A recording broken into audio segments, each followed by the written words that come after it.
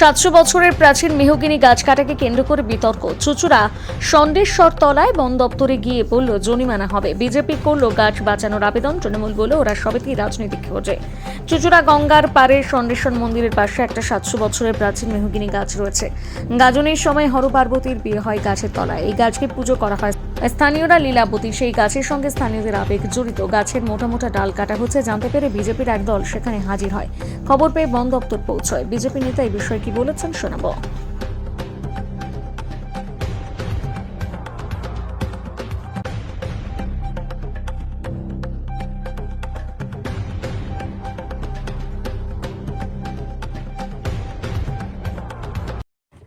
হ্যাঁ, দেখা গেল যে পুরাতন গাছ ষণ্ডেশ্বর মন্দিরের সংলগ্নই, সেখানে পূজা হয় লীলাবতী রূপে, সেই গাছ কাটা হলো। আর তার সাথে ওটাকে কেন্দ্র করে পাশাপাশি অনেকগুলো গাছও ছাঁটা হলো। কি বলবেন? পুরনো গাছ কাটুক আর যে গাছই কাটুক না কেন, অবশ্যই সেটা বন দপ্তরের পারমিশন নিয়ে করা উচিত। তবে এটা ওরা, আমি যতটুকু খবর পেয়েছি, ওখানকার মানুষ বা কমিটি আমাদের ভাইস চেয়ারম্যানের সঙ্গে যোগাযোগ করেছিল। ভাইস চেয়ারম্যানও বলেছিল বিপজ্জনক ডাল যেটা মানুষের বিপদ হতে পারে সেটা তোমরা ছাড়তে পারো, কিন্তু ওরা হয়তো পারমিশন না নিয়ে করে ফেলেছে।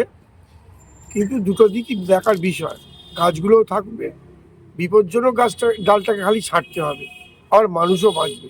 এটাই স্বাভাবিক একটা প্রক্রিয়া। এগুলোকে নিয়ে অযথা জটিলতা বাড়িয়ে লাভ নেই। শুধু এইটুকুন বলবো, পদ্ধতি মেনে সব কিছু করাই ভালো। আপনি যাবেন? নিশ্চয়ই যাব। আমি শুনেছি কমিটি ওখানে গাছ বসাবে, বিকল্প গাছ বসাবে। তারা খবর দিলে নিশ্চয়ই দেখতে যাব।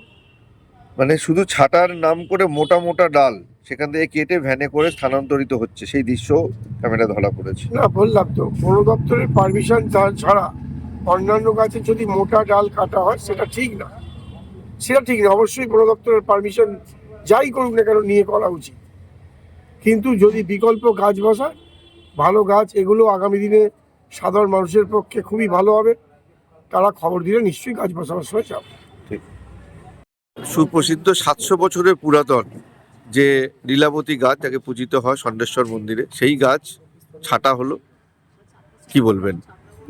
দেখুন, মন্দির কমিটি আমার কাছে গেছিল, তারা আমাকে নিয়ে গিয়ে কিছু ডাল দেখিয়েছে।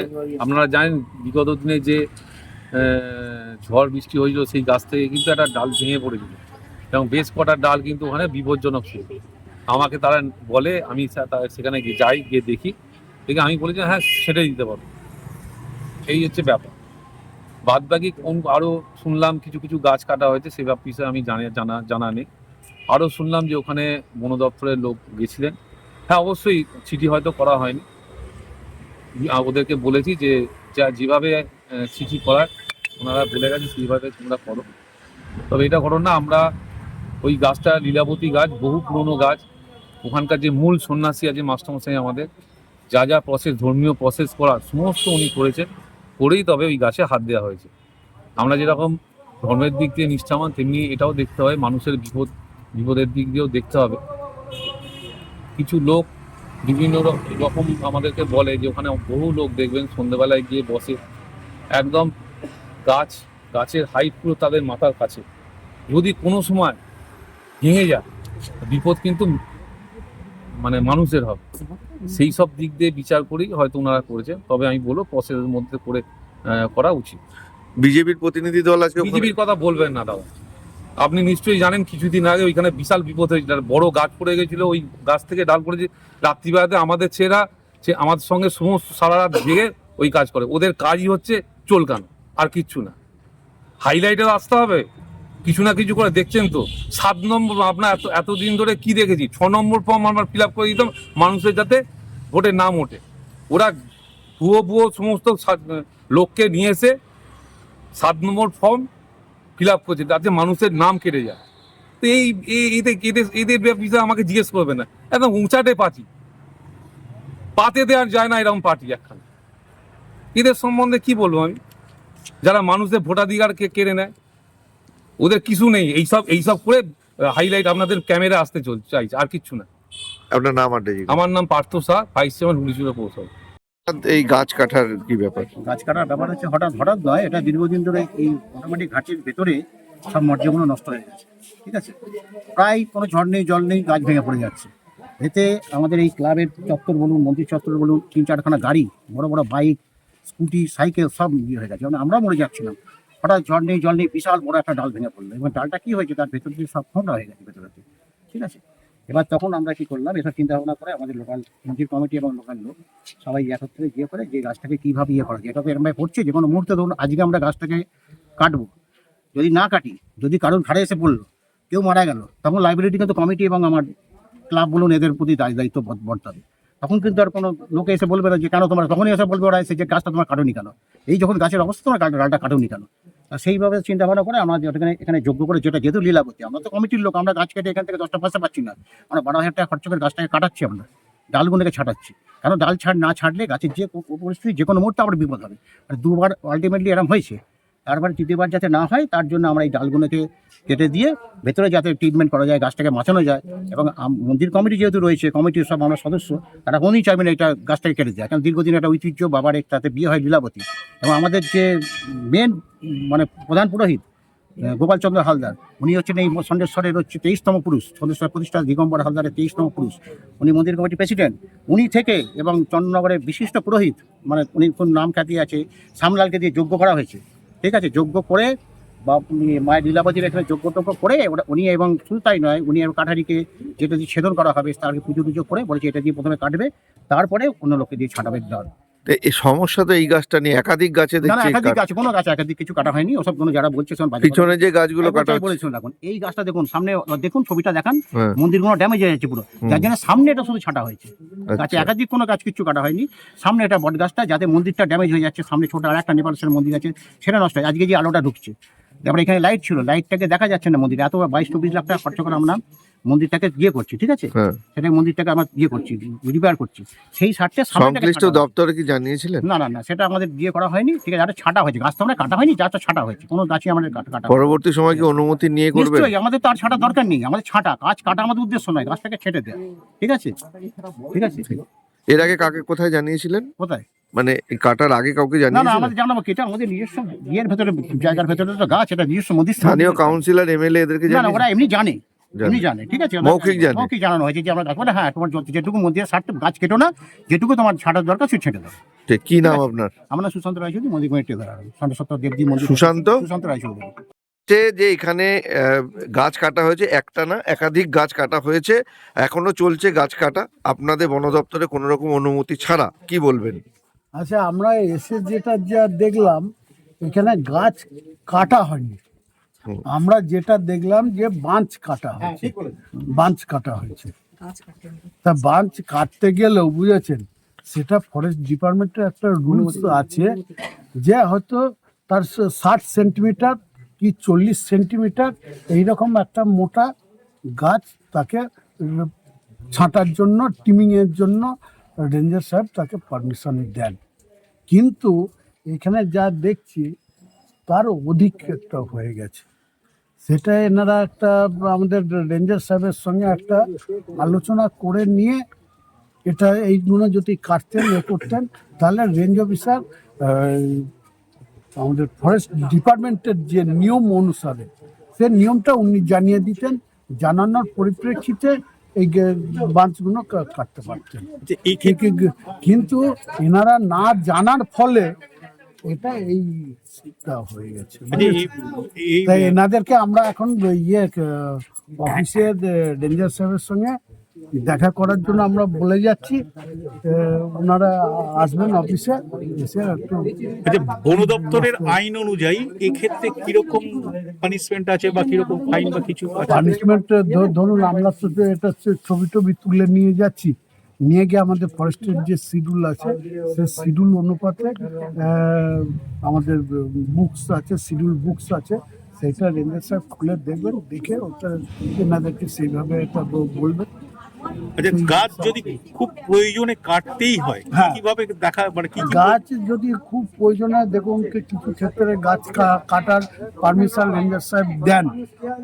দেখুন, কোনো গাছটা হয়তো দেখা গেল একটা বিপজ্জনক অবস্থায় আছে, সে গাছটা হয়তো পড়ে গেলে হয়তো কোনো মানুষের বিপদ হতে পারে, সেখানে গাছটা কাটতে হবে। আর কিছু ক্ষেত্রে হচ্ছে যে কোনো ছেলে মেয়ের হাই এডুকেটেড পড়াশোনার ক্ষেত্রে তার অর্থনৈতিক কোনো দিকে পরিকাঠামো না থাকার ফলে তখন ওই একটা গাছ কেটে হয়তো উচ্চ শিক্ষায় কিংবা কোনো মেয়ের বিয়ের ক্ষেত্রে কোনো রকমভাবে কোনো ক্যান্সার বা কোনো দুরারোগ্য রোগের আক্রান্ত মেডিকেল ট্রিটমেন্টের ক্ষেত্রে এই সমস্ত ক্ষেত্রে রেঞ্জ অফিসার পারমিশন দেন। সেটা হলেও অনুমতির প্রয়োজন। হ্যাঁ, সেটা হলেও সেটা রেঞ্জ অফিসারের কাছ থেকে যেতে হবে। আমাদের ফর্ম আছে, সেই ফর্মগুলো ফিল আপ করতে হবে, করে ওখানে জমা দিতে হবে এবং সরকারি দুটো অ্যাপ্লিকেশন ফিজ একটা গভর্নমেন্টের ঘরে জমা দিতে হয়। তারপরে গাছটা কাটতে গেলে তার একটা সিকিউরিটি মানি সেটা জমা দিতে হয়। বিভিন্ন রকম গাছে আপনার টিক, মেহগনি, এদের ক্ষেত্রে আলাদা রেট আছে। আপনার নর্মাল ধরুন বট, অসত্য, আম, এই সমস্ত ক্ষেত্রে আলাদা রেট আছে। এইগুলো আমরা শিডিউল দেখে বলে দেবো যে আমরা অ্যাকাউন্ট নাম্বারটা তাদেরকে দিয়ে দেবো যে এই অ্যাকাউন্ট নাম্বারে আপনার টাকাটা দিয়ে দেন জমা। আর আমাদের কাছে ওই টাকাটা যে জমা দিলেন সেই স্লিপটা আমাদের রেঞ্জার সাহেবকে এনে দেখাতে হবে। আপনার নাম আর ডেজিগনেশন? আমার নাম হচ্ছে প্রদীপ কুমার পারুই, আমি ফরেস্ট ডিপার্টমেন্ট থেকে এসেছি। আমার ডেজিগনেশন হচ্ছে বিএস। নামটা আগে বলুন। দীপ কুমার? প্রদীপ কুমার পারুই। প্রদীপ কুমার পারুই। মেশিনটা বন্ধ রেখো না। হ্যাঁ দাদা, কি সমস্যা হয়েছে? বিষয়টা হচ্ছে আমরা এই তদাঞ্চলের মানুষের কাছ থেকে জানতে পারি যে যে গাছটি ঠিক আমাদের পেছনে, এটি একটি মেহগিনি গাছ। এটার বয়স আনুমানিক 700 বছরের বেশি। তো এই মানে ষান্ডেশ্বর তলার ইতিহাসের সাথে এই গাছ যুক্ত। গাজনের সময় যে উৎসব হয় সেখানে শিব পার্বতীর যে বিবাহ হয়, এই গাছকে পার্বতী রূপে পূজিত হয়ে শিব পার্বতীর বিয়ে এখানে অনুষ্ঠিত হয়। এর নাম হচ্ছে লীলাবতী। তো দীর্ঘদিন ধরেই এর সাথে একটা মানুষের বিরাট আবেগ জড়িত আছে। তো সেক্ষেত্রে আমরা জানতে পারলাম যে এখানকার মূল গাছের যে মূল ডালগুলো বড় বড় মোটা মোটা নেট থেকে এটাকে বিচ্ছেদ করা হচ্ছে। তো আমরা এসে এই কাজটাকে বন্ধ করলাম এবং আমরা মন্দির কমিটির কাছে জানতে চাইলাম যে এরা সঠিকভাবে এই গাছটা কাটবার জন্য কোনো অনুমতি আছে কিনা। তো আমি ফরেস্ট অফিসারের সাথেও কথা বলেছি ব্যক্তিগতভাবে, তো তারাও বললেন নেই। তো আমার বক্তব্য যে ওনাদের বক্তব্য যে গাছটা বাঁচানোর জন্য আমরা গাছটা কেটেছি। তো এটার জন্য তো অথেন্টিক ভাবে কারো পারমিশন প্রয়োজন। এই গাছটা কাটা হচ্ছে আর তারপর এই গাছটার সাথে হ্যাঁ। তো আমরা যখন এখানে এলাম, আমরা মন্দির কমিটির সাথে কথা বললাম। কথা বলে জানতে পারলাম যে মন্দির কমিটি অথেন্টিসিটি আছে যাদের কাছ থেকে এর পারমিশন হওয়া উচিত বা যারা এর অথেন্টিক পার্সন, তারা ভুলবশত হোক যেভাবেই হোক এইটা তারা কারোর সাথে কথা বলেনি। তারা এলাকার কাউন্সিলর বা বিধায়ক। আমাদের এটাই প্রশ্ন যে বিধায়ক বা councillor is not the authentic person. তো আমরা এদের সাথে বক্তব্য এটাই আমাদের ছিল যে আপনারা গাছ কাটা বন্ধ রাখুন এবং এই গাছকে বাঁচানোর জন্য বন দপ্তর হচ্ছে সব থেকে অথেন্টিক জায়গা। আপনারা বন দপ্তরে চিঠি দিন, আমরাও বন দপ্তরের কাছে আবেদন করবো যে গাছটাকে কিভাবে বাঁচিয়ে রাখা যায়, এই স্মৃতিকে চিরকাল যাতে মানুষের কাছে ধরে রাখা যায় তার জন্য সুব্যবস্থা করা। তার জন্য আমরা কথা বলেছি, ইমিডিয়েট হয়তো সেই চিঠি দেওয়া হবে এবং তার সাথে আমিও থাকবো। ওনারা চেয়েছেন যে আমিও যাতে তার সাথে থাকি, আমিও কথা দিচ্ছি আমরা থাকবো, আমরা সবাই থাকবো যারা আজকে এসেছি। এবং আমরাও চাই ষান্ডেশ্বর তলার ইতিহাস যাতে চিরকাল যে আমাদের হুগলি চুঁচুড়া শহরের ইতিহাসকে বহন করে চলেছে সেটা যাতে আগামী দিনও থাকে, আগামী প্রজন্ম যাতে বাবা ষান্ডেশ্বরের আশীর্বাদে ধন্য হতে পারে। এবং তৎস এলাকার সমস্ত অধিবাসী বৃন্দর কাছে ষান্ডেশ্বরতলা কমিটির পক্ষ থেকে আমাদের আবেদন যে এই মন্দির সংস্কার হচ্ছে দীর্ঘদিনের, এই জরাজীর্ণ চারিপাশে অনেক মন্দির আছে, সবকে সংস্কার করবার জন্য সবাই এগিয়ে আসুন এবং এগিয়ে এসে আমরা যাতে আমাদের ঐতিহ্যকে আরও দীর্ঘদিনের জন্য মানুষের সামনে ধরে রাখতে পারি সেই আবেদন আপনাদের মাধ্যমে আমরা করলাম। যে গাছকে লীলাবতীর পূজিত হয় সেই গাছ কি কাটা যায়?